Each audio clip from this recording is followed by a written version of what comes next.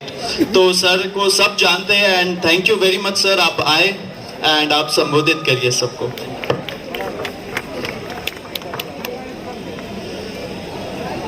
साथियों, मैं आपके बीच आपको धन्यवाद करने आया हूं, आपसे माफी मांगने आया हूं और आपको समर्थन देने आया हूं। पहले माफी, क्योंकि मुझे पहले आना चाहिए था। जब आपका आंदोलन शुरू हुआ, जब अभिजीत भाई आए, मैं इन्हें कभी नहीं जानता था, आज ही जीवन में पहली बार मिला हूं। जब आए तब सौरभ भाई का मैसेज आया था। जब आपने यहाँ जंतर मंतर का मोर्चा खोला तब भी आपकी तरफ से न्योता आया था। मैं आ नहीं पाया, उसकी वजह मैं आपको ईमानदारी से बता दूं, कोई बहाना लगाने की जरूरत नहीं है। मेरे मन में संकोच था। संकोच आपके मुद्दे को लेके बिल्कुल नहीं, उस पे पहले दिन से हमने बोला है कि आप जो आवाज उठा रहे हो, आप जो मुद्दा उठा रहे हो, आप जो मांग उठा रहे हो, वो सिर्फ आपकी मांग नहीं है, सिर्फ 22 लाख विद्यार्थियों की मांग नहीं है, सिर्फ उनसे जुड़े हुए तमाम परिवारों की मांग नहीं है, वो भारत के भविष्य की मांग है इस देश की सरकार से। तो आपके मुद्दे को लेके कोई संकोच नहीं था। संकोच सिर्फ इतना था, और मैंने बताया सौरभ को ये बात, कि मुझे लगता है ये हम लोगों का मंच नहीं है। आप अपने आप को पार्टी कहते हो, मैं आपको पार्टी नहीं मानता, मैं आपको पब्लिक मानता हूं। ये पब्लिक का मंच है, और पब्लिक के मंच पे राजनीतिक कार्यकर्ता और राजनेता बहुत ज्यादा दिखाई दें, ये मुझे अच्छा नहीं लगता। तो इसलिए मेरे मन में संकोच था, भाई ये आपका मंच है, मेरे जैसे लोग बहुत ज्यादा दिखाई देंगे तो पब्लिक समझेगी ये राजनीतिक कार्यकर्ताओं का मंच है, केवल राजनीति करने वालों का मंच है। मैं नहीं चाहता आपका मंच ऐसा बने, और आज भी मैं आपसे अनुरोध करूंगा, आपने अपने दरवाजे खोले हैं पार्टियों के लिए, बहुत अच्छा किया और बहुत जरूरी था ये, लेकिन मंच आपका रहे, मंच किसी और का ना बने, ये बेहद जरूरी है। तो इस संकोच के कारण मैं कई दिन से नहीं आया, तो माफी चाहता हूं मैं उसके लिए। आज से 15 साल पहले भी मैं इसी मंच से बोला था, तब भ्रष्टाचार के विरुद्ध आंदोलन था, एक और तरह के भ्रष्टाचार के विरुद्ध। तब भी लगभग इतने ही लोग थे, ना इससे ज्यादा ना इससे कम, लेकिन एक फर्क था, तब जंतर मंतर बड़ा हुआ करता था, आज जंतर मंतर छोटा हो गया है। सिर्फ जंतर मंतर छोटा नहीं हुआ, पहले ये जो आपको पीले बैरिकेड दिख रहे हैं सब नहीं हुआ करते थे, दूर वहां एक्चुअल जंतर मंतर तक हम जा सकते थे। इधर भी, यहां नहीं, केरला हाउस और उसके आगे भी रहते थे हम। जंतर मंतर का छोटा होने का मतलब सिर्फ एक जगह का छोटा होना नहीं है, ये लोकतंत्र इस देश का छोटा हो रहा है। इस देश में आवाज उठाने की जगह छोटी होती जा रही है, हर शहर में हो रही है। जंतर मंतर कौन है? आवाज उठाने की जगह छोटी होती जा रही है। विरोध तब भी था, पुलिस तब भी तंग किया करती थी, लेकिन ऐसा नहीं होता था कि आप लोगों को जंतर मंतर आने का कॉल दें और जो लोग कल आने वाले हैं उनको शाम को उनके घर पे जाके पकड़ लिया जाए। ऐसा नहीं होता था आज से 15 साल पहले, जो अब आपके साथ हुआ है। अच्छा, तो कोई बात नहीं, मैं आ जाऊंगा। तो यहाँ मैं आपको धन्यवाद देने आया हूँ कि आपने दोबारा जंतर मंतर को बढ़ाने की इस मुहिम को शुरू किया है। इस मंच का धन्यवाद करना चाहता हूं, हमारे इस तरफ ये जो आयशा के साथी बैठे हुए हैं भूख हड़ताल पे, आपका भी मैं उतना ही धन्यवाद करना चाहता हूं। आपने भी इस जंतर मंतर को बड़ा करने का बड़ा काम किया है। और जिस जिस संगठन ने इस देश में सड़क पे उतर के, चाहे वो एनएसयूआई हो, यूथ कांग्रेस हो, तमाम दूसरे और संगठन हो, आयशा ने भी ये कई जगह पे किया है। जिस देश के जिस संगठन ने सड़क पे उतर के इस सवाल को उठाया है, मैं उन सब का धन्यवाद करना चाहता हूं।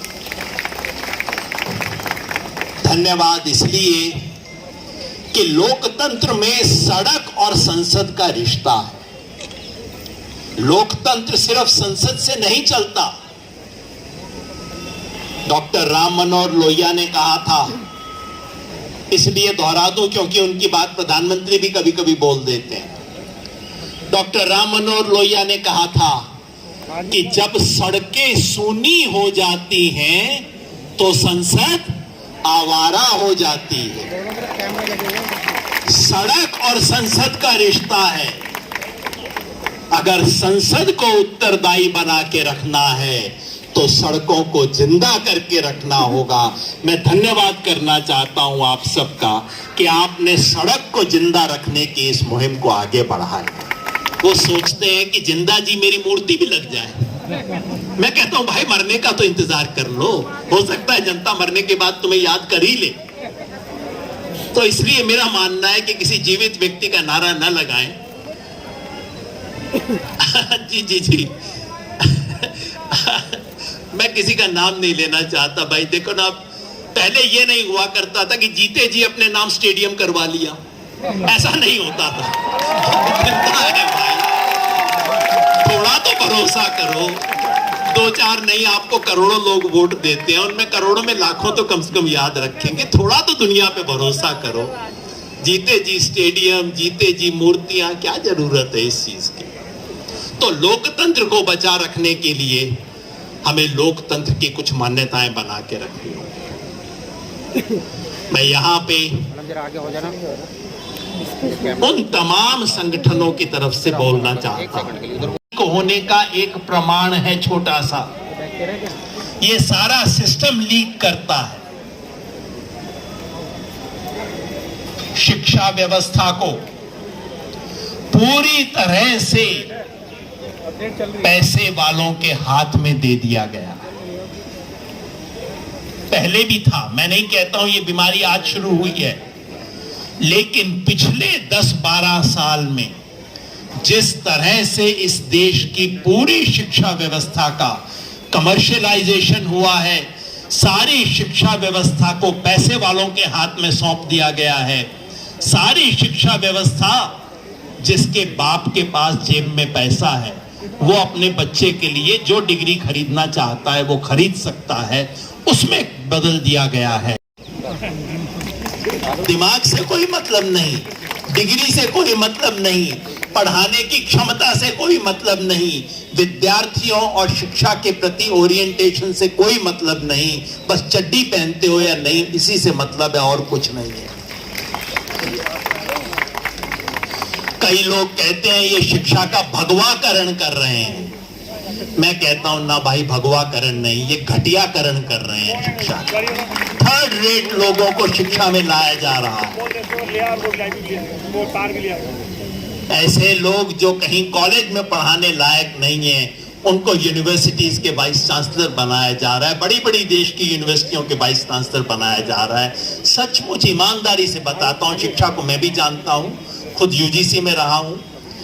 इन लोगों को किसी कॉलेज में अध्यापक होने की नौकरी नहीं मिलनी चाहिए, जिनको देश की बड़ी बड़ी यूनिवर्सिटीज का वाइस चांसलर आज बना के रखा हो। जो इस देश की शिक्षा व्यवस्था को तबाह करने की नीयत है। और जब शिक्षा व्यवस्था तबाह होती है तो क्या होता है? बड़े बाप का बेटा विदेश में जाके बड़ी डिग्री लेके और आपके सर के ऊपर आके बैठता है। इनके तमाम मंत्रियों की लिस्ट आई है, दिन रात भारतीयकरण, भारतीय सभ्यता, भारत में ये होगा, भारत का उत्थान, सबके बच्चे विदेश में पढ़ते हैं। क्यों? क्योंकि इन्होंने इस देश की यूनिवर्सिटीज को पढ़ने लायक छोड़ा नहीं, और इन्हें पता है, इसलिए अपने बच्चों को बाहर ले जाते हैं। आपके मेरे बच्चे सड़े यहां पे, यहीं पे रहें और किसी भी नौकरी के काम लायक न बचें, ये व्यवस्था है। ये सबसे बड़ा लीक है इस शिक्षा व्यवस्था का। और मैं समझता हूं ये जो आंदोलन आपने शुरू किया है, ये इस बड़ी लीक का सवाल उठाएगा। और आपको आज से 15 साल पहले भी जब यहां आंदोलन हुआ था, मैं जानता हूं उसके बारे में बहुत समीक्षा हुई है, बहुत लोगों को मन में उसके सपने भी आते हैं, कई लोगों को उसका भूत भी नाचता है। तब भी मैंने कहा था, मैं आज भी कहता हूं, क्योंकि लोग अक्सर मेरे को कहते हैं, अरे आप तब आए थे, तब ये हुआ, तब वो हुआ, ये गड़बड़ हुई, वो गड़बड़ हुई।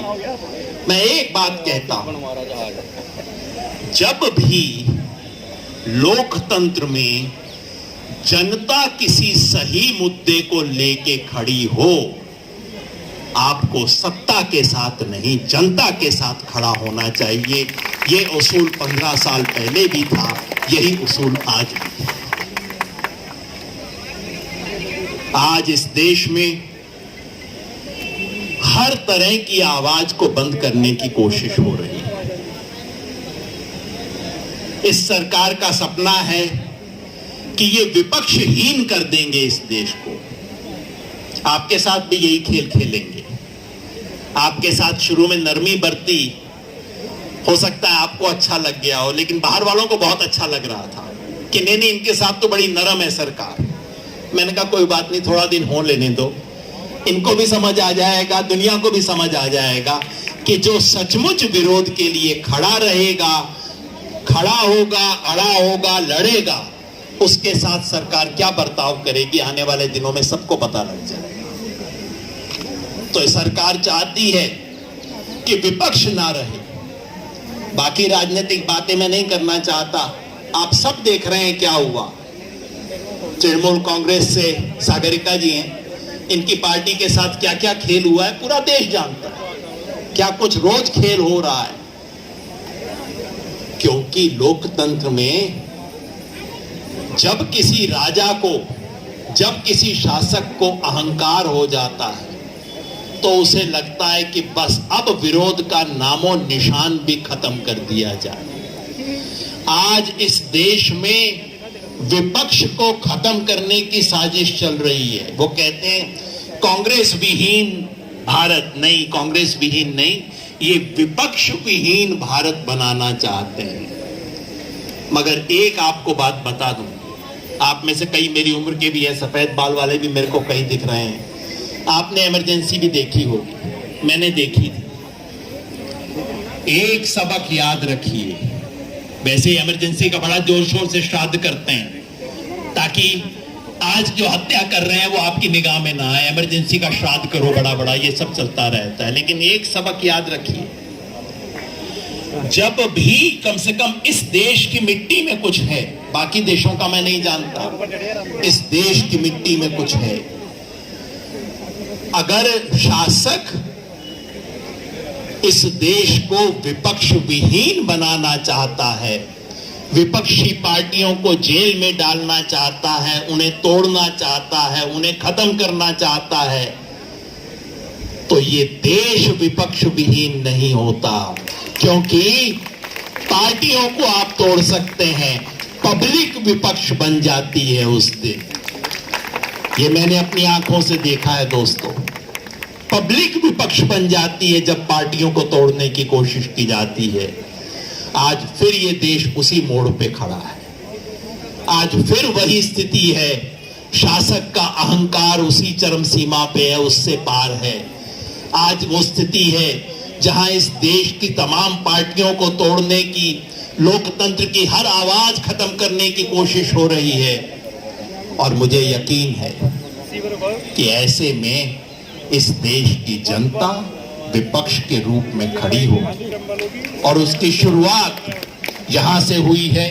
मेरी उम्मीद है कि तमाम विपक्षी पार्टियां यहां आएंगी, और इस देश का विपक्ष विपक्षी पार्टियों से भी बहुत बड़ा है।